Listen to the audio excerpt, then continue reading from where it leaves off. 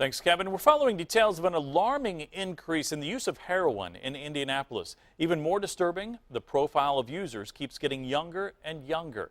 Our TV6 reporter Jack Reinhardt spent the day looking into this story, and he joins us live from our studio on Monument Circle. Jack.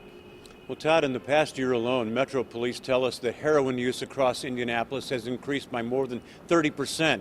And they tell us that high school students across the city are using heroin at a rate higher than students across the state and across the country as well.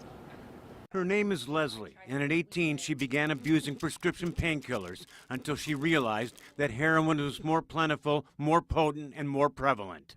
It was just, how I was going to get it, when I was going to get it, and I couldn't even sleep without knowing the next morning that I had a plan to go get some, so it was a horrible life. It's a life that Indianapolis high schoolers have chosen to lead. According to the Partnership for a Drug-Free Marion County, 1 in 20 high school seniors have tried heroin. It's terribly concerning. It's a terribly deadly drug to use. Yeah, it's very worrisome. It is, 2-5% of the student body. According to Metro Police, heroin use has skyrocketed by at least 51% over the past 2 years. And in the past decade, the crime lab reports that heroin's purity has increased from 5% to 40%. I've seen many good people turn very bad because of drug addiction, and they would do things that they would never do prior to their experience using these illicit drugs. Heroin is immediately addicting, and young addicts spend much of their time using more and more heroin, not to get high, but to avoid painful withdrawals.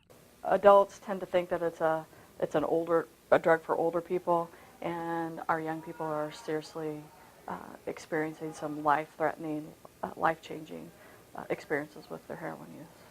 Heroin forces addicts into tough choices, and it will cause people to give up years and things they will never get back.